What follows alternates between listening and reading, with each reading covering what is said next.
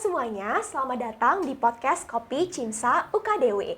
Sebelumnya, perkenalkan nama saya Sera selaku moderator pada podcast kali ini. Nah, teman-teman, pada kesempatan kali ini kita akan membahas satu topik yang sedang ramai dibicarakan di tengah masyarakat mengenai Universal Health Coverage dengan tema Hear the Society, Health Without Borders, The Role of BPJS in Society.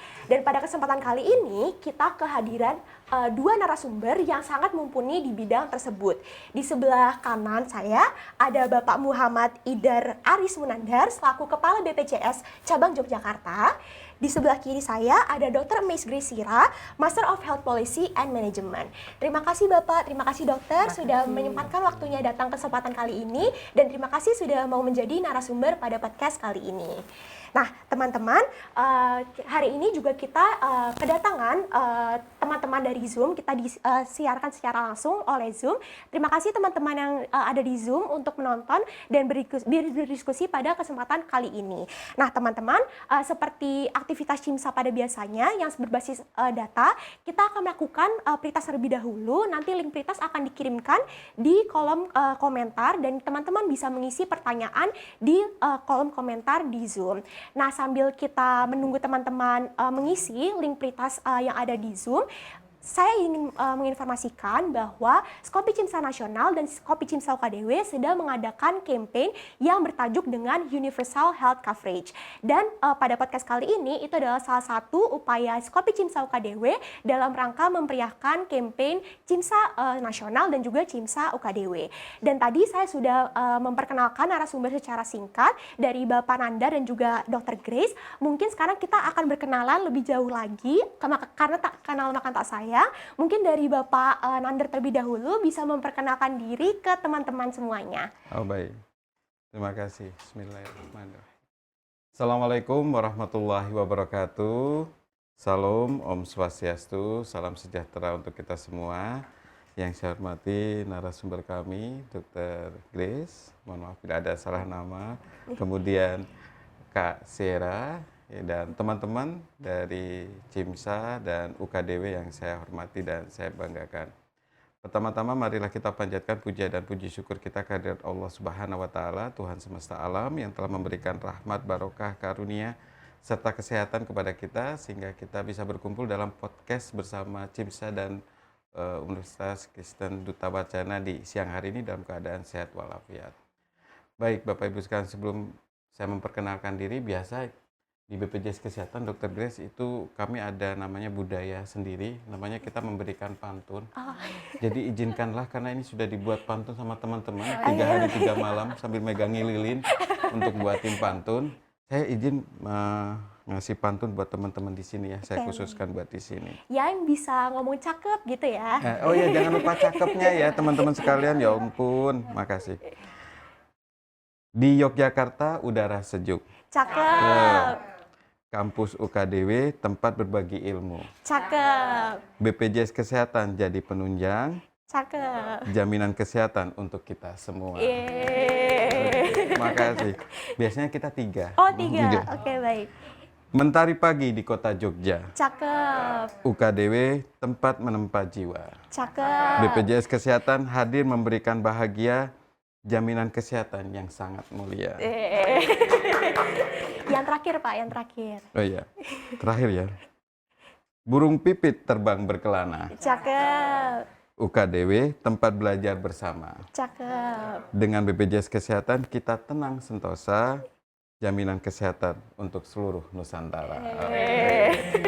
Baik, Bapak Ibu sekalian, perkenalkan nama saya M. Idar Aris Munandar. Mungkin teman-teman kakak-kakak sekalian, Bu Dokter, silakan memanggil saya dengan Nandar, Bapak Ibu sekalian.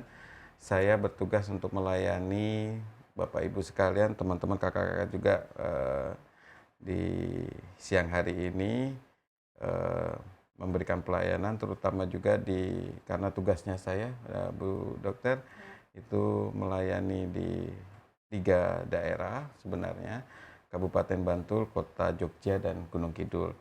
Sebagai informasi, teman-teman, Bapak Ibu sekalian, bahwa di Provinsi Daerah Istimewa Yogyakarta itu ada 2 kantor cabang. Kantor cabang Yogyakarta dan kantor cabang Sleman. 2 ini setara. Kalau kantor cabang Sleman nanti bermitra dengan Kulon Progo dan Kabupaten Sleman. Tapi saya juga ada tugas tambahan juga melayani juga di Provinsi Daerah Istimewa Yogyakarta. Jadi BPJS Kesehatan ini sekarang alamatnya di Gedung Kuning dokter yang Yogyakarta ini. Jadi kalau sebelahnya ada salah satu merek terkenal lah di sana, baju dan lain sebagainya yang bisa kalau misalnya ingin kakak-kakak sekalian atau bapak ibu sekalian bersilaturahmi, kami sangat senang sekali untuk bisa mempelajari tentang jaminan kesehatan nasional. Kalau pengenalan pribadi, alhamdulillah saya masih punya satu istri ya, dengan 2 putri dan 1 orang putra, dan oh ya, saya juga lulusan kedokteran. Jadi tapi kuliah dulu di Universitas Islam Sultan Agung Semarang. Jangan tanya angkatannya, itu kayaknya agak gimana. Jadi insya Allah kita nanti bisa dalam kesempatan ini kita sambil-sambil belajar ya Bapak Ibu sekalian, teman-teman sekalian tentang program yang sama-sama kita luar biasa lah ini programnya, Jaminan Kesehatan Nasional JKN atau teman-teman nanti mengenalnya dengan bentuk UHC, Universal Health Coverage, jadi Jaminan Kesehatan Nasional Semesta. Mungkin dari saya demikian, mohon maaf bila dalam pengenalan saya ada yang salah, mohon dimaafkan. Saya akhiri, wabillahi taufiq wal hidayah. Assalamualaikum warahmatullahi wabarakatuh. Ya, terima kasih Bapak Nandar, terima kasih pantun dan perkenalannya. Makasih. Mungkin sekarang boleh Dr. Grace dipersilakan untuk memperkenalkan diri. Ya, selamat siang semuanya. Terima kasih Dr. Nandar sudah berkenan hadir di kegiatan kita pada siang hari ini. Teman-teman Cipsa juga, terima kasih untuk sudah memfasilitasi sebuah acara yang sangat pasti memberikan ilmu yang sangat bagus ya, karena masalah UHC atau Universal Health Coverage ini menjadi satu ilmu yang mungkin teman-teman tidak banyak terpapar di kampus, kan pasti banyak klinis. Tapi pada kenyataannya nanti dalam kegiatan kita pasti sebagai seorang dokter dimanapun teman-teman bekerja, teman-teman pasti butuh pengetahuan ini, karena ini menjadi yang akan bersinergi dengan kita ya. Rumah sakit tidak bisa hidup tanpa payer atau pembayar ya. Masyarakat juga sangat terbantu dengan adanya UHC yang saat ini terlaksana. Nah, sebelum lebih lanjut kita kenalan dulu ya. Nama saya Dr. Grace. Saya adalah dosen di Fakultas Kedokteran Universitas Kristen Duta Wacana, dan saya juga seorang klinisi juga di Rumah Sakit Pantirini Yogyakarta. Sangat senang bisa bergabung di kegiatan ini. Untuk background keluarga ya, saya juga sudah punya suami, saat ini bertugas di Kebumen. Kemudian saya juga punya putra, 1 putra dan 1 putri, seperti itu. Terima kasih. Baik, terima kasih Dr. Grace, terima kasih juga Pak Nandar yang sudah berkenalan dengan kita. Nah, karena kita sudah saling kenal nih, maka langsung saja kita berdiskusi pada siang hari ini. Mungkin dari pertanyaan pertama, saya izin bertanya kepada Pak Nandar terlebih dahulu. Berbicara tentang Universal Health Coverage, saya izin bertanya, apa sih Pak visi misi utama BPJS Kesehatan dan bagaimana upaya strategis yang dilakukan oleh BPJS Kesehatan untuk mencapai Universal Health Coverage itu sendiri? Baik. Mungkin dipersilakan Pak. Ya, terima kasih Mbak Sierra. Jadi betul ya, suatu program itu harus punya visi misinya tentunya dari sebuah organisasi. Dan alhamdulillah saya bersama teman-teman bisa bekerja dalam suatu organisasi atau institusi yang luar biasa. Jadi intinya untuk bisa memberikan penjaminan pelayanan kesehatan yang paripurna namanya, insya Allah seperti itu. Nah Bapak Ibu sekalian, ada visi misi dari BPJS Kesehatan. Jadi Bapak Ibu sekalian, dalam visi misinya BPJS Kesehatan itu menjadi badan penyelenggara yang dinamis, akuntabel, dan terpercaya untuk mewujudkan jaminan kesehatan berkualitas, berkelanjutan, berkeadilan, dan inklusif. Tentunya Bapak Ibu sekalian ingin menanyakan apa sih arti makna dari visi misi ini? Visi dulu ya Bapak Ibu sekalian. Nah, dinamis. Jadi kita harus bisa fleksibel dengan keadaan situasi apapun. Karena pasti dalam era namanya VUCA ini ya, dan Bapak Ibu sekalian, BPJS harus bisa bertahan dengan adaptasi dan fleksibilitas demi memenuhi kebutuhan dasar dari peserta CKN tersebut. Kemudian akuntabel, jelas-jelas. sebelum saya ingin masuk ke akuntabel ini, Bapak Ibu sekalian, teman-teman dan kakak-kakak sekalian yang ada di Zoom meeting, BPJS Kesehatan punya budaya organisasi.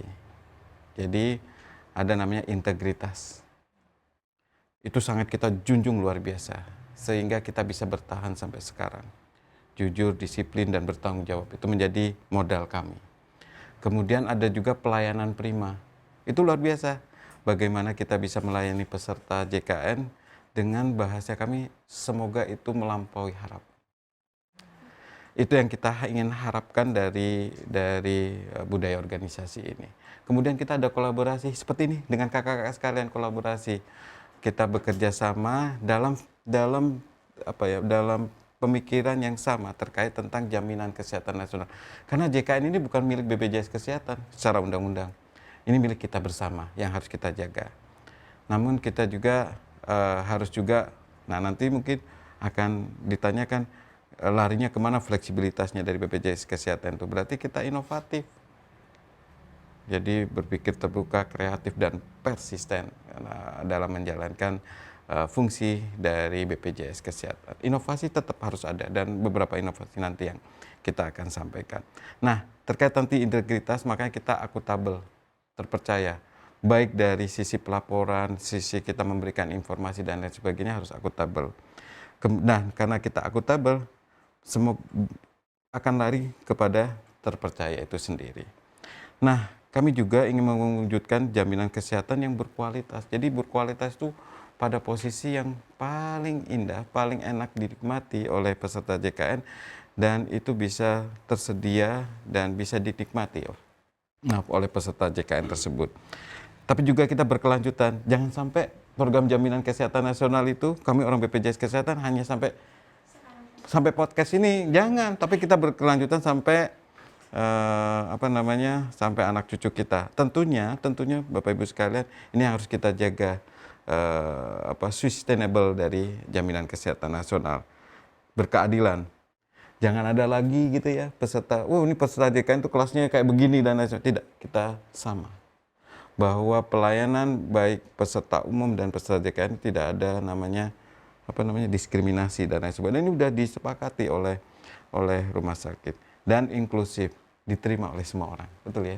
Jadi bisa diterima dan apapun keinginan masyarakat itu bisa kita wujudkan di BPJS Kesehatan, terutama untuk penjaminan pelayanan kesehatan. Nah, pasti dari visi itu ada misinya. Misinya kami tadi sudah disampaikan Kakak Kasir, apa sih misinya BPJS Kesehatan? Meningkatkan kualitas layanan kepada peserta melalui layanan terintegrasi. Kenapa terintegrasi dan berbasis teknologi informasi? Karena zaman sudah berubah, Bapak Ibu sekalian. Dulu zamannya saya dengan Dr. Grace mungkin masih mengenal mesin ketik ya. Sekarang sudah ditinggalkan. Sekarang sudah sistemnya teknologi. Jadi memudahkan Bapak Ibu sekalian untuk mendapatkan akses pelayanan kesehatan itu sendiri. Nah, kemudian misi yang kedua adalah menjaga keberlanjutan program JKN KIS dengan menyeimbangkan kami punya antara dana jaminan sosial dengan biaya manfaat yang terkendali. Jadi Bapak Ibu sekalian, ada amanah yang diberikan oleh negara kepada BPJS Kesehatan bagaimana mengoptimalkan biaya dana jaminan sosial ini. Tentunya harus bisa kita pertanggungjawabkan.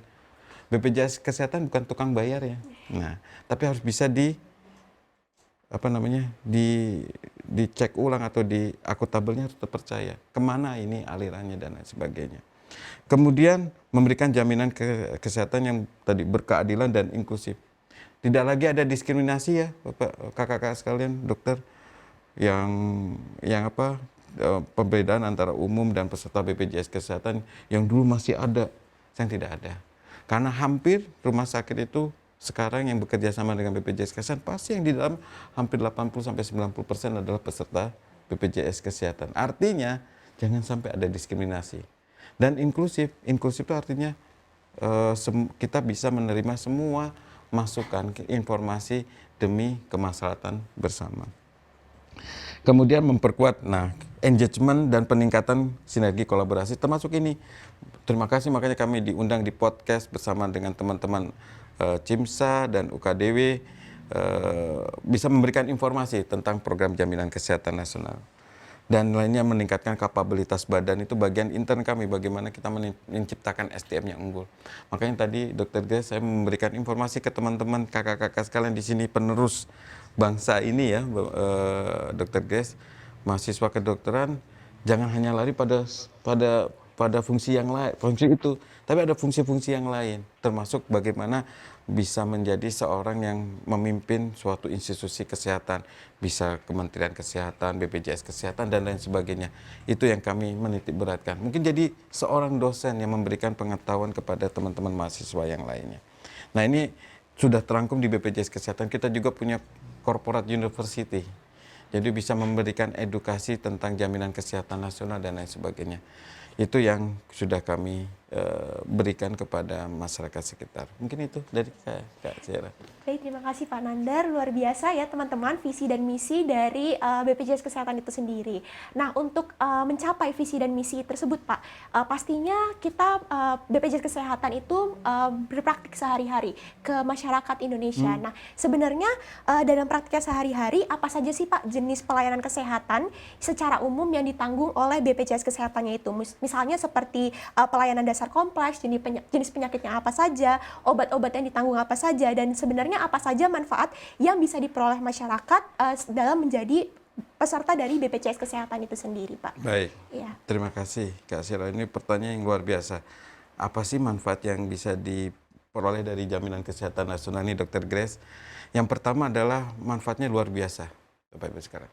Saya ingin menganalogikan begini dulu, sebelum saya masuk ke manfaat. Bayangkan Bapak Ibu sekalian kalau kita tidak punya namanya program jaminan kesehatan nasional. Pemerintah tidak hadir, teman-teman dan kakak-kakak sekalian, Dr. Grace. Misalnya kita operasi jantung. Mungkin teman-teman udah paham ya, ini kan di kedokteran. Pasti kan biaya untuk pengobatan jantung itu kan tinggi sekali ya, operasi jantung. Misalnya ada pembesaran jantung dan lain sebagainya. Itu kira-kira operasinya mungkin ratusan juta. Nah, Bapak Ibu sekalian, itu baru operasinya, belum nanti pasang cincinnya dan lain sebagainya. Atau mungkin pengobatan kanker dan lain sebagainya, yang harus dilakukan setiap minggu, setiap bulan dan lain sebagainya. Ini perlu biaya yang besar. Nah, di sini asuransi sosial kesehatan lewat BPJS Kesehatan hadir, Bapak Ibu sekalian.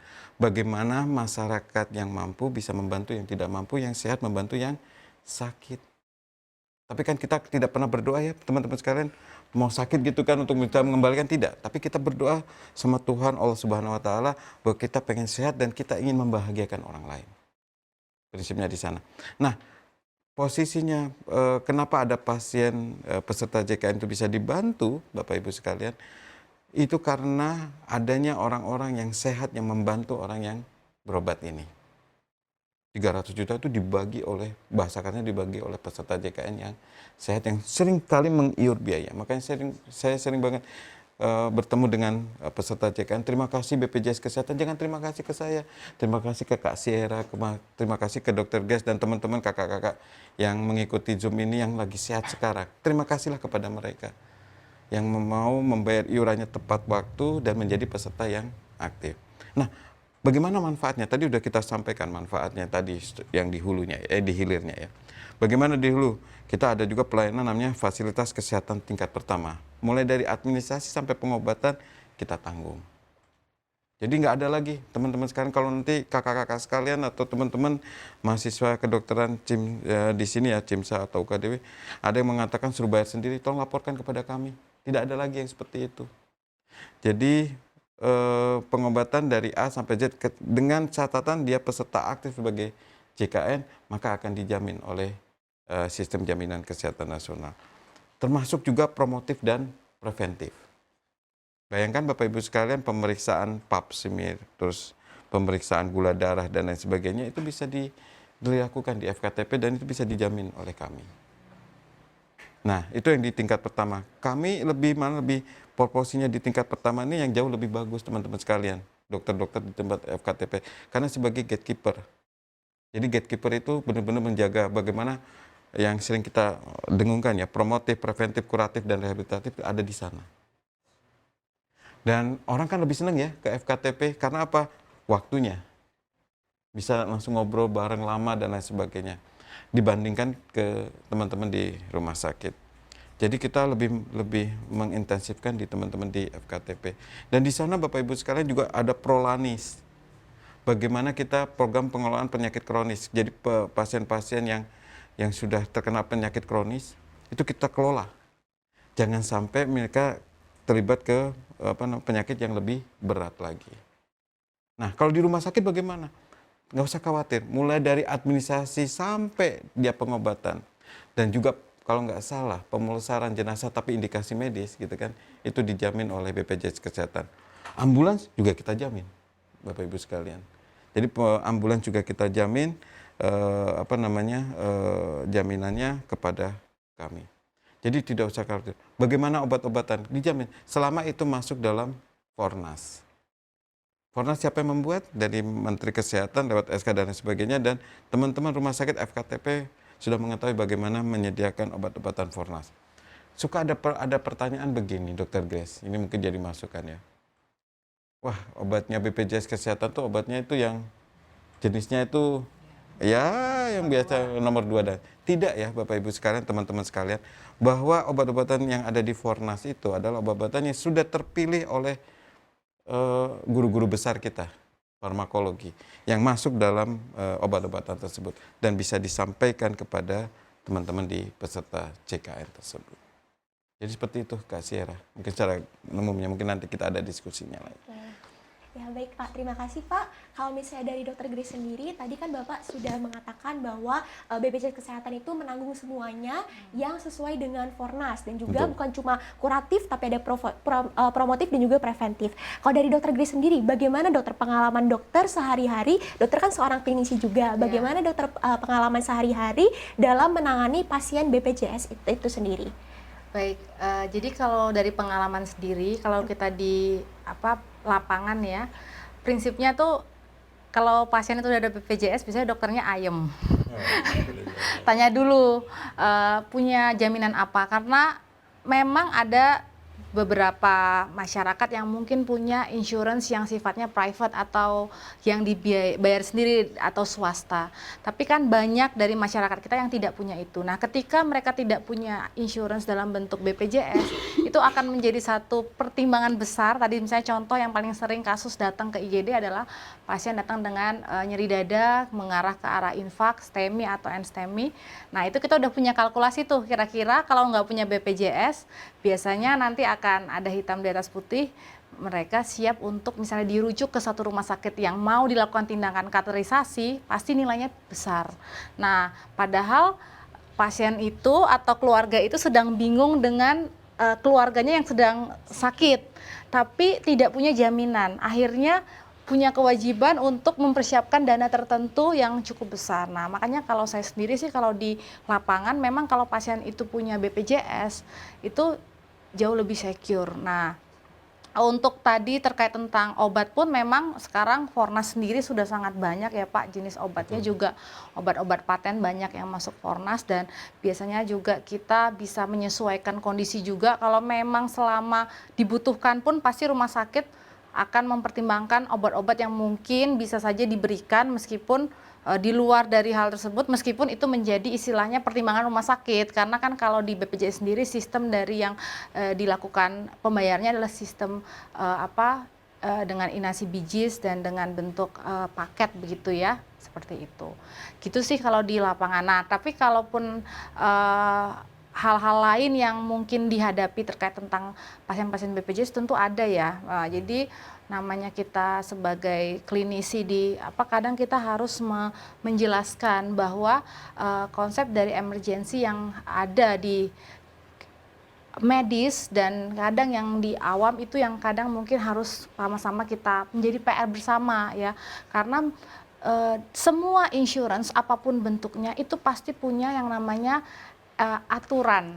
Nah, jadi aturan itu yang kita sebagai pengguna harus paham bagaimana sih menggunakannya. Nah, kadang kita sebagai awam tidak selalu punya waktu mungkin untuk mempelajarinya tadi. Nah, ketika sudah join nih di satu insurance ya, sama misalnya kita join di insurance swasta pun itu ada tebal sekali apa yang nggak boleh, apa yang akan tertanggung, akan ada banyak. Nah, begitu juga di BPJS. Nah, itu masyarakat memang terus harus kita bagikan informasi tersebut, bagaimana sih menggunakan BPJS ini dengan tepat. Kapan sih harus ke rumah sakit? Tadi, kapan sih pelayanan itu sebenarnya di FKTP pun itu sudah bisa sangat dilayani. Kapan sih mereka harus aktif dalam bidang promotif? Ternyata tidak tentang sakit aja. BPJS ini bisa digunakan kok dengan cara apa? Ikut dengan kegiatan-kegiatan mungkin seminar atau bimbingan yang sudah diberikan oleh puskesmas atau dokter praktek swasta yang ternyata bisa bermanfaat untuk mereka tidak sakit. Pencegahan sebenarnya kan itu yang diharapkan di masyarakat sendiri, seperti itu. Kalau dibandingkan dengan UHC di negara lain, sebenarnya UHC di negara kita tuh UHC yang menurut saya tuh paling fenomenal ya. Hampir semua jenis penyakit bisa ditanggung dengan birokrasi yang sebenarnya nggak terlalu banyak sih sebenarnya Pak. Karena saya punya pengalaman nih Pak, jadi kakak saya di UK, sekolah memang statusnya, tapi karena kita sekolah kan akhirnya juga bisa mendapatkan fasilitas, salah satunya adalah UHC yang ada di negara itu. Yaitu kalau kita mau datang ke satu rumah sakit, misalnya kemarin sakitnya tuh kayaknya CTS, nyeri, ini geringgingan, kita datang ke family medicine-nya, kontrol dan sebagainya, dapat antrian untuk ke rumah sakit, ketemu dokter ortopednya. Itu kurang lebih 6 bulan baru bisa bertemu dengan dokter ortopedi di fasilitas tingkat 2-nya atau tingkat lanjutannya. Begitu sudah dapat jadwal nih 6 bulan kemudian, rumah sakitnya nge-email, maaf dokternya nggak bisa. Baru dapat jadwal lagi 2 bulan lagi, dan kita sebagai pengguna ya nggak ada pilihan lain ya, kalau mau menggunakan UHC tersebut itu aturannya harus nunggu, karena tadi tidak ada kegawatan. Kecuali tadi kasus emergensi, dia akan bisa langsung bypass masuk lewat IGD gitu misalnya. Nah, kalau di Indonesia itu sebenarnya mungkin karena fasilitas kesehatan kita juga banyak, mungkin biaya kesehatannya juga sudah diatur dengan apa, sebenarnya masyarakat itu nggak lebih dari 1 minggu biasanya udah bisa, kalau memang membutuhkan sudah bisa sampai ke dokter spesialis yang diharapkan. Tapi memang ketika tidak butuh, ya memang harus dilayani di situ. Nah, komunikasi itu yang kadang masih jadi PR kita, karena banyak pasien-pasien yang akhirnya membawa kartu, datang langsung, itu misalnya dengan keluhan batuk pilek. Nah, itu yang kadang kita harus bantu untuk menjelaskan. Bisa dipakai, tapi tidak di sini, di situ vaskesnya. Jadi saya selalu bilang, saya nggak pernah bilang nggak bisa Pak. Jadi kalau ada pasien nih agak bete gitu kan, karena udah sampai rumah sakit, saya bawa BPJS, saya lihat, oke Bapak ini bisa dipakai, BPJS-nya aktif, tapi tidak di sini untuk kondisi yang saat ini, bisa dipakai nanti di fasilitas kesehatan ini. Dan ketika disampaikan dengan baik, biasanya mereka paham. Nah, kalau memang mereka terlanjur sudah sini dan tidak mau kembali lagi, ya mereka biasanya akan ya udah kalau di sini bisanya pakai apa, umum, ya hanya mereka masuk ke poli umum. Tapi harus memang dijelaskan. Tapi kalau misalnya itu kasusnya kasus yang memang emergency, itu mereka nggak usah tanya aja, kita pasti, Bapak punya BPJS? Nah, karena kita langsung bisa menggambarkan apa. Itu sih situasinya di rumah sakit. Ya. Luar biasa, ternyata jauh lebih rumit daripada yang kita pikirkan ya dokter, Iya. dalam prakteknya sehari-hari. Tadi kan dokter banyak nih menangani pasien berbagai macam, ada batuk, pilek, jantung, mungkin ada kakaknya dokter juga ada CTS. Nah sebenarnya kalau misalnya sehari-hari dokter, bagaimana cara dokter itu mengalokasikan waktu dalam penanganan pasien BPJS ini yang dimana keluhannya itu bermacam-macam, penyakitnya itu bermacam-macam, itu bagaimana cara dokter untuk mengatur waktunya? Iya, kalau di Vaskes tingkat 1 itu kan sifatnya pasiennya bisa ada emergensi juga, ada poli misalnya, seperti saya juga pernah kan bertugas saya di puskesmas atau di klinik fasilitas tingkat 1 yang bekerja dengan BPJS. Nah itu ya sesuai kegawatannya aja. Kalau dia poli ya berarti antri. Kalau dia nanti emergensi ya dia nanti sesuai kegawatannya. Kalau di rumah sakit kalau pasien emergensi kita tidak melihat dia BPJS atau tidak, ya dia bentuknya adalah triase. Kalau triasenya merah, dia akan ditangani dulu dibandingkan triase hijau. Triase kuning didahulukan dulu dibandingkan triase hijau dan sebagainya. Nanti untuk masalah administrasi, nanti ada pihak lain yang biasanya membantu untuk administrasi BPJS jadi sambil jalan. Nah, tapi kalau di poli itu kan sistemnya agak beda. Kalau di Vaskes tingkat 2 kan dia harus membawa rujukan, kemudian dia harus janjian sama dokternya. Kemudian kalau sekarang sih kalau pasien BPJS dia sudah ada sistem sidik jari sama face recognition ya untuk mengkonfirmasi kehadirannya ya. Nah, itu sebenarnya antriannya itu enggak dibedakan, cuman kalau pasien BPJS dia ada verifikasi kedua, yaitu dengan bentuk tadi sidik jari atau face recognition untuk memastikan bahwa pasien yang hadir itu adalah pasien yang sebenarnya seperti itu. Kalau saya lihat pelayanan dokter spesialis pun kalau di rumah sakit kita itu prinsipnya kalau pasien itu butuh, ya dia akan ditangani sesuai dengan klinisnya. Tadi seperti yang disampaikan, kita tidak melihat pasien itu BPJS itu, BPJS jadi dapat treatmentnya 2 bulan lagi gitu. Enggak, selama dokternya ada, pelayanannya ada, kamarnya ada, ya ditangani seperti itu. Masalah pembayarnya siapa itu nanti masalah administrasi gitu. Dan kalau emergensi atau tidak tadi, kalau emergensi pasti akan langsung. Tapi kalau misalnya tidak emergensi, dia akan dengan sistem rujukan tadi. Nah, nanti tergantung Vaskes tingkat 1-nya merujuk tidak. Kalau tidak merujuk ya kita tidak bisa tangani, tidak bisa terima dengan menggunakan BPJS. Tapi kalau Vaskesnya merujuk dan sudah menyerahkan ke Vaskes tingkat 2, ya kita tangani sesuai dengan SOP yang dilakukan sebenarnya gitu. Ya. Terima kasih Dr. Grace, kita sudah mendengar banyak tentang praktiknya sehari-hari dari BPJS Kesehatan itu sendiri. Ya. Nah, tadi sudah Bapak Nandar sebutkan juga bahwa kita ini sudah ada di era digital, di mana semuanya sudah dibantu dengan teknologi. Nah, kalau misalnya dari Bapak Nandar sendiri, dalam era digital ini, bagaimana sih sebenarnya konsep penggunaan aplikasi kesehatan yang berbasis digital yang telah dikembangkan selama ini? Apakah sebenarnya itu efektif dalam membantu masyarakat Indonesia? Mungkin boleh dijawab, Pak? Baik, terima kasih. Saya salut sama Dr. Grace, terima kasih atas masukannya kepada BPJS Kesehatan. Jadi izin, yang disampaikan tadi Dr. Grace itu ya, tentang lamanya antri dan lain sebagainya, nanti akan masuk ke digital itu memang mungkin dirasakan oleh Dr. Grace ya, menunggu sampai 6 bulan dan lain sebagainya. Karena memang Bapak Ibu sekalian, kalau di sini nggak usah nunggu 6 bulan deh, nunggu 2 bulan aja kita langsung dimarah-marahin kan gitu ya. Tapi makanya hebatlah di Indonesia ini, dan semua ini terstruktur dalam suatu namanya diagram atau suatu sistem yang ada. Kita akan masuk kepada digital. Apa yang sudah diterapkan dari BPJS Kesehatan? Sudah banyak. Salah satu yang fenomenal adalah aplikasi mobile JKN. Nah, Bapak Ibu sekalian, dulu kalau ada peserta JKN dulu, kakak-kakak sekalian atau teman-teman mahasiswa kedokteran, dokter, kita lihat di berita yang dulu, kalau orang mau mengantri di rumah sakit, itu nanti ada yang nyediain sandal atau helm di depan atau jaket-jaketan dan lain sebagainya supaya dapat nomor antrian. Sekarang sudah tidak ada lagi. Kalau Anda nanti melihat rumah sakit Sarjito, rumah sakit Harjo Lukito dan lain sebagainya, sudah tidak ada lagi namanya desek-desekan di depan. Karena apa? Kita sudah ada namanya antrian online. Bayangkan Bapak Ibu sekalian, orang bisa mengantri ke FKTP, ke tingkat pertama, langsung dari rumah. Jadi orang bisa memprediksi kira-kira dokter ini bisa datang jam berapa dan saya datang ke sana jam berapa.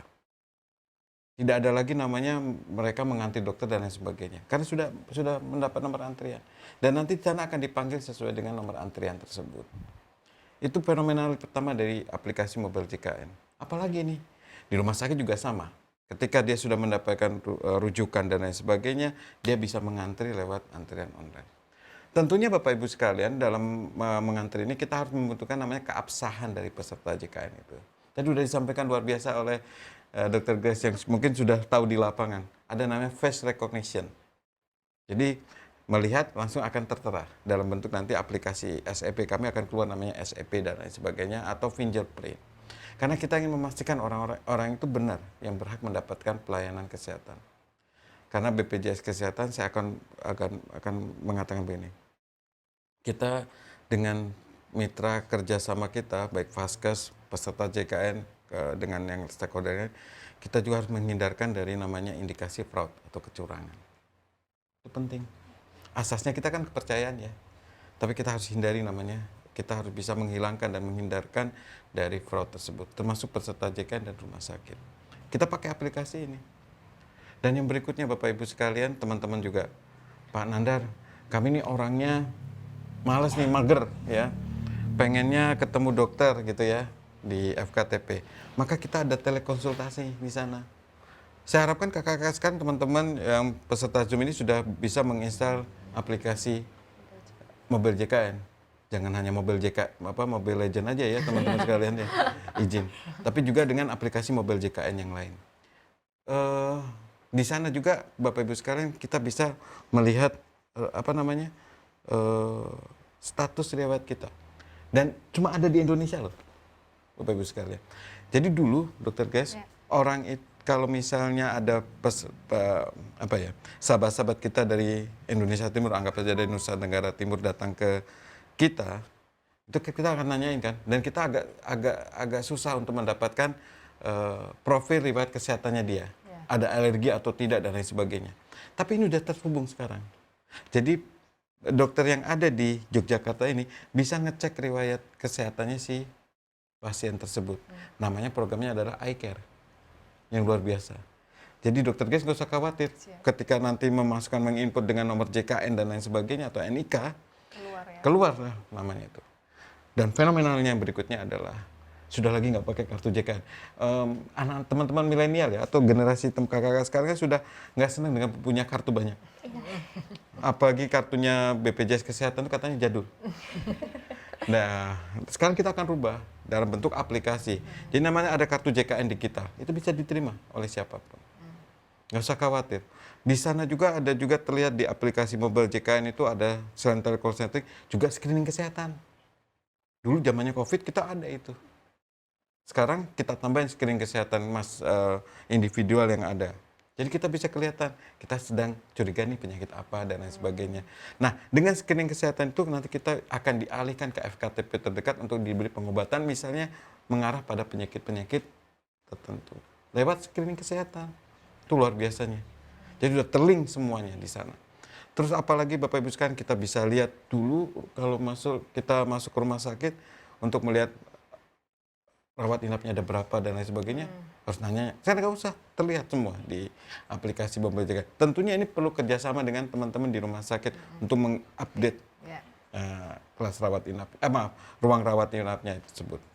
Jadi itu pada posisi pelayanan kesehatan. Nah, sekarang pertanyaan berikutnya, ini posisi pelayanan. Kan saya ingin menjadi peserta JKN, mungkin ada yang, bagaimana kita mengakses?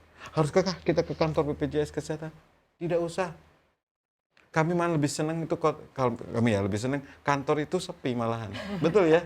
Sekarang itu kalau teman-teman ya yang ingin mungkin nanti 10 atau 5 tahun ke depan mungkin sudah lebih tenang misalnya kita bekerja gitu ya dengan sesuai dengan tupoksinya kita dan lebih senang dengan keheningan. Nah, Bapak Ibu sekalian, kita meminimalkan tapi kita membuat namanya jalan-jalan jalan tertentu buat teman-teman yang ingin mendaftarkan sebagai peserta JKN. Lewat aplikasi Mobile JKN juga bisa. Kita juga ada Pandawa 08118165 165. Bagi teman-teman yang terbiasa dengan WA. Mau tentang keluhan, permintaan informasi, pendaftaran dan lain sebagainya itu ada di Pandawa. Jadi nggak usah khawatir. Nenek saya, orang tua saya atau kakek saya biasanya telepon, kan nggak bisa ya, gimana, ada nggak jalan? Ada juga kita di call center kami di 165. Silakan telepon saja, cuma nanti mohon izin, jangan lupa kuota. Nah, kan gitu ya, kuota, pulsa, dan itu harus terisi oleh peserta JKN. Tapi yang jelas kita memberikan informasi yang luar biasa, dan aplikasi Mobile JKN ini akan menuju ke sana. Kakak Hasan dan Bu Dokter akan menuju ke sana. Jadi kita ingin memberikan simplifikasi. Karena tagline-nya kita sekarang adalah mudah, cepat, dan setara. Mudah artinya semua bisa mengakses. Tadi saya bilang inklusif dan lain sebagainya. Dan kita sifatnya dinamis ya divisi BPJS Kesehatan. mudah, cepat. Nggak usah bertele-tele deh. Nggak usah lagi fotokopian. Dulu sih rujukan Kak, fotokopi. KTP fotokopi, JKN fotokopi, dan lain sebagainya. Ini sudah tidak ada lagi. Cukup dengan sistem digital itu. Akan peserta bisa masuk mendapatkan pelayanan kesehatan. Jadi itu beberapa kemudahan kita Bapak Ibu sekalian untuk bisa mengakses. Tapi kita juga punya akses yang non tatap muka. Yang tatap muka. Ada BPJS online, BPJS keliling, ada juga kantor-kantor kabupaten dan cabang kita yang membuka juga akses pelayanan yang datang ke kantor. Jadi kita simultan, tapi kita akan mengerah kepada digitalisasi yang luar biasa. Mungkin itu Kak. Oke, baik, terima kasih Pak Nandar. Kalau dari Dr. Grace sendiri, menurut pandangan dokter, bagaimana seefektif apa sih aplikasi kesehatan yang berbasis digital ini? Salah satunya mobile JKN itu. Kalau terkait tentang tadi kemudahan dari masyarakat itu pasti lebih mudah ya, karena sekarang bahkan nggak usah tahu nomor kartu BPJS-nya, masukin KTP aja itu juga udah terlink. Iya, betul dokter. Iya, jadi udah terintegrasi. Iya, jadi yang NIK. kadang saya nggak join BPJS gitu, tapi kita tahu mungkin masyarakat yang kurang mampu gitu. Kadang kita minta KTP-nya aja, kita cek, loh ternyata terdaftar, mungkin didaftarkan oleh Pak Lurahnya atau apa ya, karena mungkin nggak pernah pakai kan, akhirnya dia tahu. Jadi banyak linknya. Nah, kalau saya rasa sih sangat bermanfaat ya. Saya juga saya kan juga adalah user dari BPJS juga ya Pak, mohon izin. Jadi kita ya mau lihat masih aktif atau tidak, nunggak atau tidak.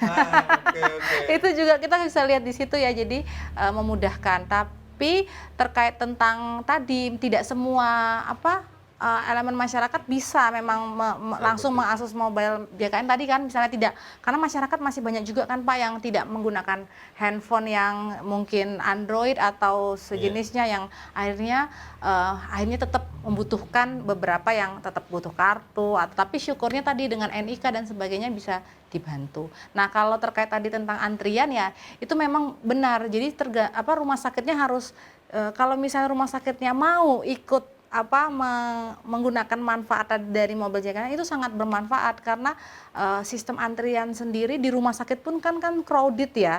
Masalah waktu tunggu itu masih jadi masalah sampai saya dulu kuliah pun tetap dipelajari Pak, hitungan matematikanya gimana cara antri supaya ternyata di bank itu kenapa kok ada yang satu terus dibagi dua, atau lainnya satu-satu, itu ternyata bisa dihitung secara matematika, gimana caranya supaya mempercepat antrian, karena itu jadi masalah. Antri di depan nunggu, nanti antri dokternya nunggu, belum dokternya misalnya ada operasi segera yang harus tambah waktu tunggu, nanti antri obat nunggu lagi, jadi terlalu banyak waktu tunggu. Nah, dengan adanya mobile JKN, memang ketika rumah sakitnya bisa memanfaatkan itu dan menjelaskan kepada masyarakat juga bahwa sejauh apa sih antrian yang terjadi di rumah sakitnya, ya itu akan bermanfaat. Tapi kalau tidak dimanfaatkan ya akhirnya tidak dipakai. Jadi memang harus ada kolaborasi juga seperti itu sepertinya Pak, gitu. Baik, terima kasih Dr. Grace, terima kasih Pak Nandar sudah mau menjelaskan kepada kita mengenai aplikasi kesehatan berbasis digital, yaitu mobile JKN, yang sangat mempermudah ya masyarakat ternyata. Mudah, cepat, setara, kalau kata Pak Nandar. Nah, pastinya Pak, kalau misalnya di praktik sehari-hari itu bukan cuma senang-senangnya saja, banyak tantangan dalam menangani peserta BPJS Kesehatan sendiri. Mungkin saya izin bertanya kepada Dr. Grace yang menangani langsung di lapangan, untuk daerah Yogyakarta sendiri nih Dr. Grace, apakah BPJS Kesehatan ini telah berjalan secara efektif dan apakah ada tantangannya dalam menjalaninya, dan bagaimana cara mengatasi tantangan-tantangan tersebut selama Dr. Grace menjadi klinisi di Yogyakarta? Kalau untuk spesifik di rumah sakit atau di klinik-klinik yang pernah saya saya layani, itu sih BPJS kita bekerja sama ya, jadi bisa digunakan. Tapi tadi tantangannya memang satu, tidak semua masyarakat itu saat ini punya kesamaan informasi, terutama terkait tentang kapan sih pasien itu bisa datang langsung ke rumah sakit, ataupun kapan sih pasien itu harus ke FKTP dulu. Itu yang pertama kalau dari sisi pasiennya. Jadi kita kadang kita jadi agak kesulitan karena pasien kan banyak. Nah, tapi ada pasien yang mungkin komplain atau sejenisnya karena mungkin tidak puas. Makanya itu biasanya, dan di rumah sakit sendiri kan banyak orang ya. Mungkin kalau ketemu kita yang bisa menjelaskan dengan baik, dia bisa terima. Tapi ada juga mungkin orang kayak, ini tuh nggak bisa dipakai Pak, yang mungkin agak nyolot atau apa, akhirnya pasiennya pun yang tadinya marah jadi makin marah gitu kan. Nah, jadi itu memang karena kita tidak bisa memastikan semua orang punya kemampuan komunikasi yang cukup juga. Jadi makanya itu yang kadang tidak bisa kita hindari masalah-masalah itu. Saya pernah ada satu pengalaman yang paling saya nggak bisa lupa Pak. Jadi pasien itu marah banget sampai bilang, dokter nggak tahu ya berapa investasi saya di BPJS, kata gitu. Nah, mungkin dia tidak salah karena dia sudah merasa membayar secara rutin di BPJS. Tapi tadi bahasa yang disampaikan sampai istilahnya investasi, berapa duit yang udah dimasukkan. Kenapa? Karena menurut saya konsep asuransi itu di masyarakat Indonesia kita belum semua itu bisa 100% sepakat. Di asuransi swasta pun kan banyak yang jadi bermasalah karena mereka merasa membayar asuransi itu untuk investasi Pak. Jadi nanti ketika 10 tahun lagi ternyata tidak dipakai atau dipakai tapi ternyata uangnya tidak kembali, mereka komplain gitu. Padahal sekali lagi konsep asuransi adalah proteksi. Dia bentuknya tidak untuk investasi sebenarnya, meskipun di beberapa rumah di insurance swasta ada tambahan investasi sederhananya. Tapi konsep kembali kalau namanya asuransi itu adalah proteksi, melindungi uang kita yang tadi misalnya harus operasi 100 juta jadi tidak keluar. Iya, jadi dia hanya proteksi aset atau mungkin harta kita yang mungkin bisa menjadi habis ketika kita tidak punya asuransi. Apapun asuransinya, kesehatan, asuransi kebakaran atau asuransi kendaraan bermotor. Nah, itu kan ketika tidak ada sakit, ketika tidak ada tadi misalnya kecelakaan yang membuat mobilnya rusak, ya kita tetap harus membayar meskipun tidak digunakan karena kita tidak tahu masalah itu bisa datang kapan. Nah, itu mungkin edukasi itu yang perlu kita terus berikan supaya masyarakat tahu bahwa asuransi apalagi bentuknya UHC itu bukan untuk kita mengumpulkan uang dan hanya untuk kita, tapi tadi orang sehat harus membantu lainnya. Teman-teman saya tuh tanya, ini saya tuh nggak pernah pakai BPJS, saya selalu pakai ini asuransi swasta, tapi saya harus bayar karena saya adalah seorang pekerja misalnya.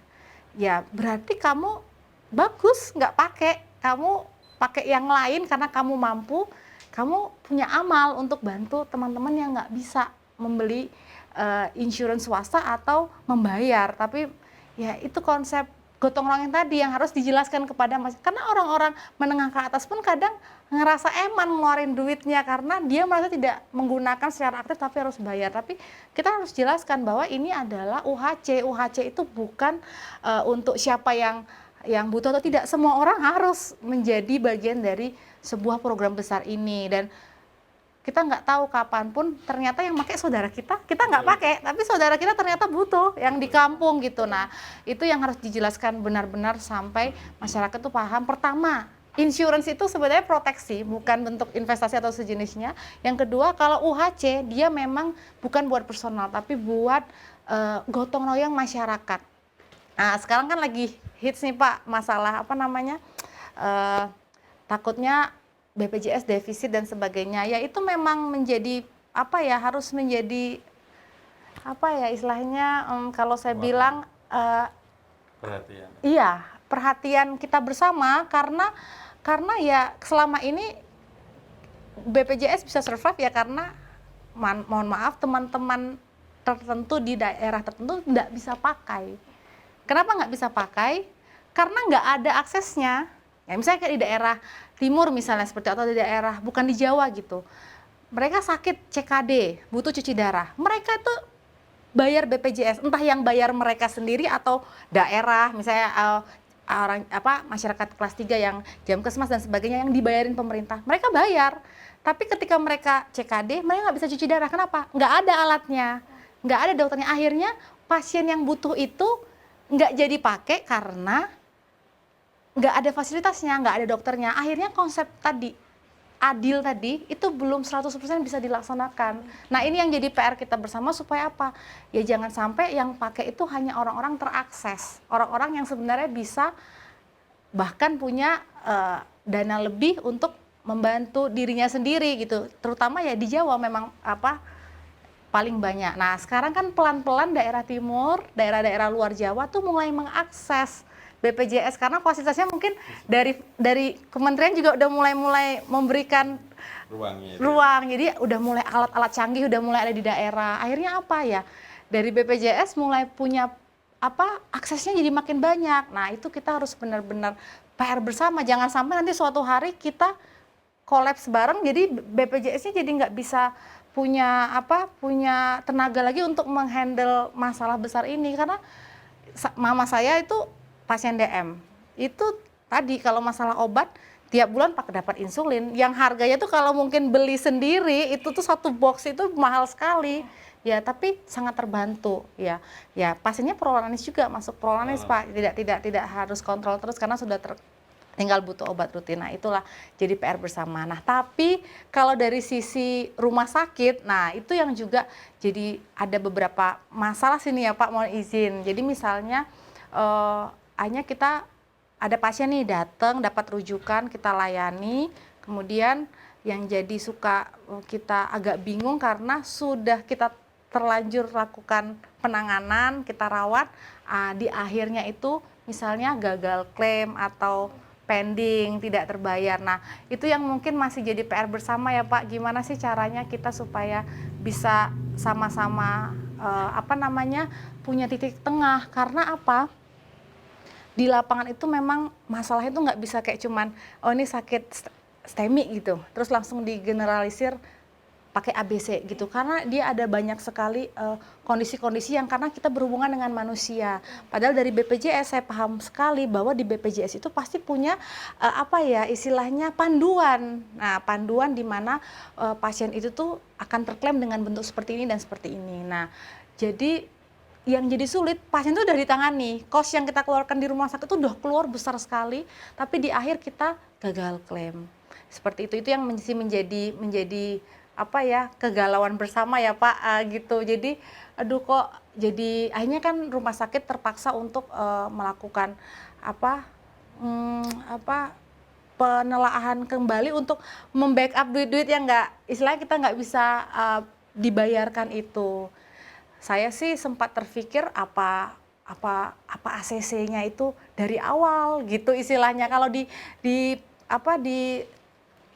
insurance swasta itu dari awal tuh bisa atau enggak? Kalau bisa lanjut, kalau nggak bisa dari awal nggak bisa, daripada di awal itu kita udah terlanjur lakukan, sudah cost-nya besar, di akhirnya gagal. Tapi itu mungkin masih sangat sederhana ya pikiran saya kan nggak banyak berkelut di dalam BPJS juga, kita hanya di klinis saja, tapi itu jadi PR besar di rumah sakit kita harus gagal bayar, kemudian ada yang harus dibalikan. Kemarin hasil audit kemarin kan Pak, ada beberapa rumah sakit juga yang harus mengembalikan. Nah, itu yang jadi PR bersama ya, bukan berarti kita terus jadi yaudah nggak usah pakai BPJS, ya nggak bisa. Pasien kita tuh semuanya pasien BPJS. Rumah sakit itu banyak yang sekarang sangat besar karena BPJS itu punya manfaat yang besar sekali untuk masyarakat dan rumah sakit sendiri.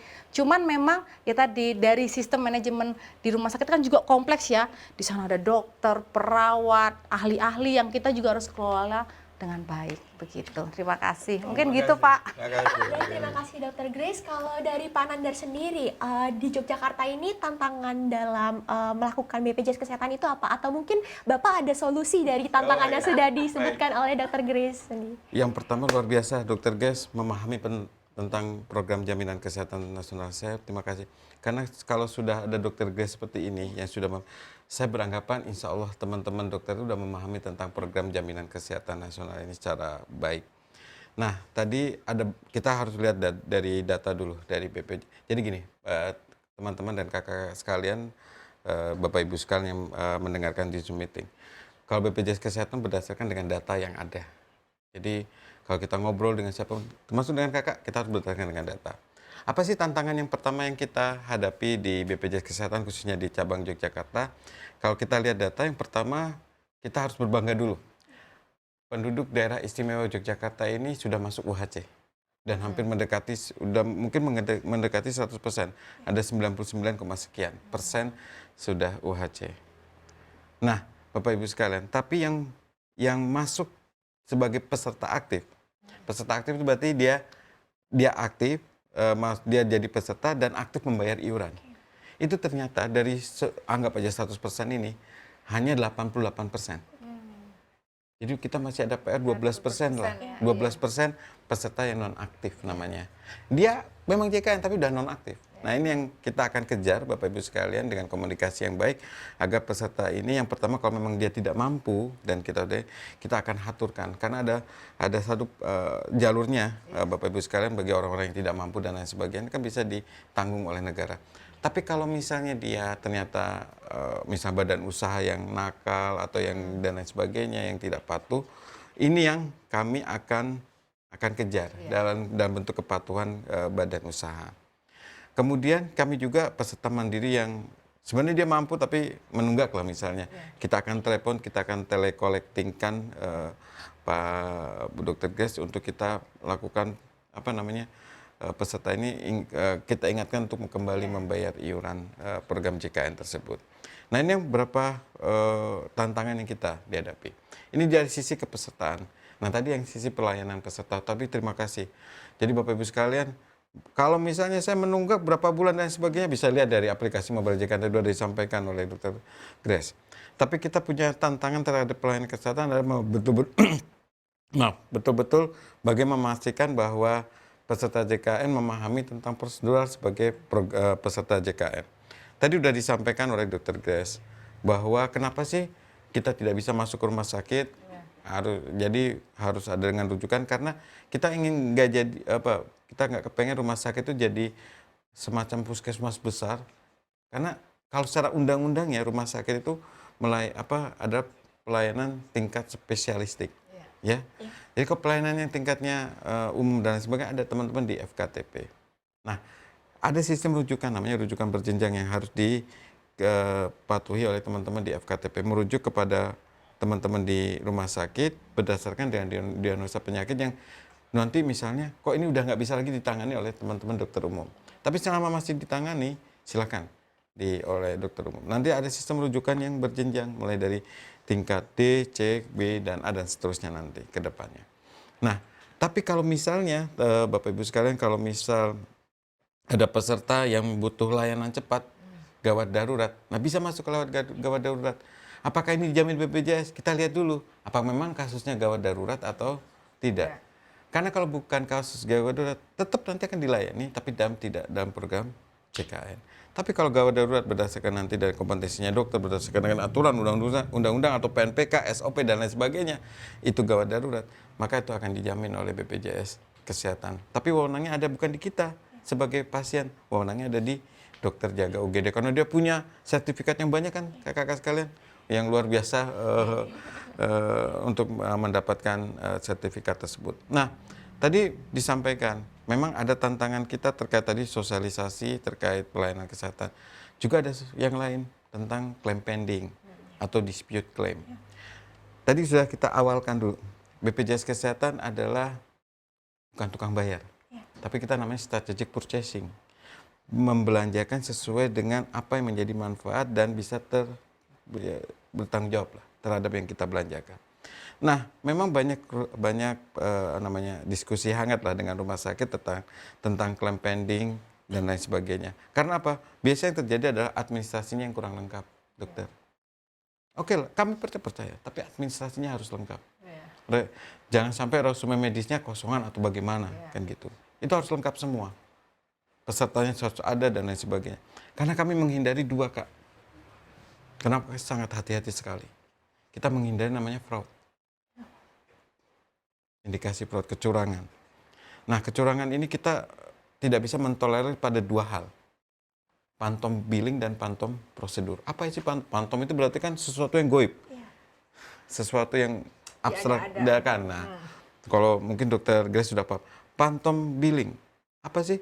pasiennya nggak ada, tapi klaimnya ada datang ke kita. Pantom kan itu namanya. Iya. Dan ini sangat menyakitkan buat kami. Kami kerja siang malam, memverifikasi dan ternyata pantom. Sakit hati kan kita. Kita udah bayarkan dan lain sebagainya. Yang kedua adalah pantom prosedur. Pasiennya ada, tapi tindakannya nggak ada. Tapi seolah-olah tindakannya dimasukkan untuk menambah klaim tersebut. Nah ini yang sangat hati-hati. Makanya kita agak saklek. Berdasarkan apa kita memverifikasi? Berdasarkan dengan peraturan Menteri Kesehatan dan BA kesepakatan. Itu udah ada yang diatur. Dan rumah sakit harus mentaati itu. Karena itu kesepakatan bersama antara, maaf dokter, antara Kemenkes dengan BPJS Kesehatan. Nah yang sering terjadi adalah administrasinya yang kurang. Bukan kami tidak membayar. Apalagi kalau kami ya, Bapak Ibu sekalian, kalau udah keluar keringat dan lain sebagainya harus kita bayar. Nggak boleh. Tapi ketika kita membayar, ini loh ada nama proses akutabilitasnya kita. Jelas clear. Karena ini bukan uang BPJS ya kakak-kakak sekalian. Ini uang APBN dan APBD yang diamanatkan kepada kami. Jangan sampai kita salah dalam membayar. Makanya tadi alhamdulillah terima kasih dokter, saya dapat insight-nya luar biasa. Kenapa sih program ini bisa sustainable? Karena ada namanya sistem bahwa kita tuh sharing. Yang tadi sudah saya sampaikan, sharing itu artinya apa? Yang kaya bantu yang miskin, yang mampu membantu yang tidak mampu. Sharing itu artinya protection, tadi sudah disampaikan oleh dokter. Makanya saya agak maaf ya dokter, harusnya saya menyampaikan tapi ternyata dokter lebih paham dari saya. Protection artinya benar-benar kita memproteksi dari sesuatu yang berat nanti pembiayaannya. Tadi udah disampaikan. Bayangkan kalau ada orang yang harus cas 300 juta, kan seperti itu. Dan yang terakhir ada komplain, regulasi. Regulasinya mewajibkan bahwa itu wajib menjadi peserta CKN. Mungkin dari saya demikian, Kak. Baik, terima kasih Pak Nandar, terima kasih dokter. Tadi kita sudah membahas banyak pertanyaannya dari CIMSA. Tadi ada visi misi, ada upaya strategis, bagaimana praktiknya sehari-hari, tantangannya seperti apa, dan juga tadi ada mobile JKN yang membantu masyarakat dalam hal digital. Nah, mungkin sekarang kita bisa langsung meminta teman-teman dari Zoom yang ingin bertanya kepada kita, bisa langsung ketik di kolom komentar, nanti kita akan bacakan pertanyaannya dan bisa langsung dijawab oleh Pak Nandar dan juga Dr. Grace. Baik. Mungkin teman-teman bisa yang di Zoom, apakah ada pertanyaan untuk Pak Nandar dan juga Dr. Grace? Disilakan untuk raise hand. Di sini, oke, baik. Di sini ada Glady Marcelia yang raise hand. Mungkin Glady dipersilakan untuk on mic. Apakah suara saya terdengar? Terdengar. Loud and clear. Oke, terima kasih atas kesempatannya. Saya izin bertanya untuk Dr. Grace dan Pak Idjar, seberapa luas ketersediaan fasilitas kesehatan yang bekerja sama dengan BPJS Kesehatan, terutama di daerah terpencil? Bagaimana pendekatannya dari POV BPJS Yogyakarta dan dari seorang dokter umum atau tenaga kesehatan? Itu saja, terima kasih. Baik, terima kasih Glady atas pertanyaannya. Mungkin bisa langsung dijawab untuk Bapak Nandar terlebih dahulu. Baik, mungkin. terima kasih. Ya. Jadi untuk sebenarnya saya ingin cari data dulu di provinsi daerah. Kak Gladys, salam kenal ya Kak Gladys ya. Ini kan calon-calon dokter luar biasa. Tadi Dr. Grace, kita berharap nanti teman-teman ini tidak hanya nanti berkiprah di spesialis dan lain sebagainya, di klinisi, tapi bisa menjadi penentu kebijakan pelayanan kesehatan. Ya, teman-teman sekalian, itu harus bisa ditanamkan di hati teman-teman sekalian. Baik, tadi ada pertanyaan yang cukup bagus. Bagaimana sih dengan akses pelayanan ya Kak ya di daerah-daerah terpencil tadi sudah disampaikan. Nah, sebenarnya kita harus membagi dulu BPJS Kesehatan, tupoksinya BPJS Kesehatan dengan Kementerian Kesehatan. Sebagaimana informasi mungkin BPJS Kesehatan sesuai dengan undang-undangnya itu bertanggung jawab kepada Masyarakat. bertanggung jawab kepada siapa? Negara. Lewat namanya lembaganya Presiden. Jadi kita bertanggung jawab kepada Presiden. Jadi kita setara dengan Menteri Kesehatan. Oke. Nah, tupoksinya BPJS Kesehatan itu adalah usaha kesehatan perorangan Kak Gladys. Artinya terkait tentang pengobatan dan lain sebagainya itu menjadi tupoksinya BPJS Kesehatan, penjaminan pelayanan kesehatan. Tapi ada tupoksi yang lain, ada namanya kita mendengar usaha kesehatan masyarakat dan usaha kesehatan perorangan. Usaha kesehatan perorangan itu miliknya BPJS Kesehatan. Tapi ada namanya usaha kesehatan masyarakat, ketersediaan fasilitas kesehatan, sumber daya manusia, dan lain sebagainya. Itu yang harusnya menjadi masukan buat Kementerian Kesehatan untuk bisa memberikan akses pelayanan kepada teman-teman di daerah yang tertinggal. Nah, ini menjadi tanggung jawabnya dari Kementerian Kesehatan. Nah, bagaimana sekarang BPJS Kesehatan untuk bisa mengurangi resistensi akses pelayanan? Kita juga ada namanya pembiayaan pelayanan kesehatan di daerah terpencil. Jadi mungkin kakak pernah lihat ada kapal laut punyanya Dr. Lim, apa siapa itu? Iya. Yang dari Surabaya itu ya. Iya. Itu kita biayai ketika dia kemana-mana. Dan kita udah kerjasama, nama kapal terapung ya kalau nggak salah. Iya. Nah itu kita jamin. Jadi ketika kapal terapung ini ada di manapun, klaimnya bisa ditagihkan kepada kami. Itu bagian kecil dari kami. Dan mungkin teman-teman ada bagian yang lain yang besar. Terutama daerah terpencil gimana? Misalnya ada dokter yang melayani tugas ke daerah terpencil, misalnya dalam artian dari daerah satu, ini dia daerah. Kemudian ada daerah terpencil di wilayah binaannya. Dia datang ke sana. Itu juga kan ada prosedur pelayanan kesehatan yang juga akan bisa terjamin oleh sistem jaminan kesehatan nasional.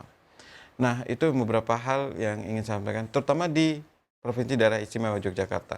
Kalau kita di kantor cabang Yogyakarta itu ada udah 208 fasilitas kesehatan tingkat pertama yang bekerja sama dengan kami, baik di Bantul, Kota Jogja, dan Gunung Kidul. Dan ada 39 atau 37 rumah sakit yang sudah bekerja sama. Hampir mendekati 93%. Memang ada rumah sakit yang belum bekerja sama dengan kami, bukan karena apa-apa. Karena administrasinya yang belum lengkap kepada kami. Karena kami harus memberikan mutu, tadi Dr. G sudah menggarisbawahi mutu layanan kepada masyarakat. Mungkin gitu, Kak Gladys. Terima kasih pertanyaannya ya. Semoga bisa bergabung juga di BPJS Kesehatan. Wih, ladalah. Amin. Amin. Terima kasih Pak Nandar atas insight-nya. Mungkin mengingat waktunya kita berbincang sudah cukup lama. Terima kasih sebelumnya Pak Nandar, terima kasih Dr. Grace sudah menjadi narasumber pada podcast kita kali ini, dan juga terima kasih kepada teman-teman yang ada di Zoom sudah bergabung dan juga berdiskusi pada kesempatan kali ini. Tadi kita sudah banyak membahas. Akhir kata, tadi kita sudah banyak membahas tentang BPJS Kesehatan. Mungkin tadi dari insight dari Dr. Grace dan juga Pak Nandar bahwa BPJS Kesehatan itu menjadi tanggung jawab kita bersama, dan itu bukan hanya milik perseorangan tapi juga menjadi milik kita bersama. Nah, mungkin sekian dari saya. Terima kasih Pak Nandar, terima kasih Dr. Grace sekali lagi. Terima kasih teman-teman. Selamat siang semuanya. Terima kasih sudah menonton podcast ini. Terima kasih. Dadah.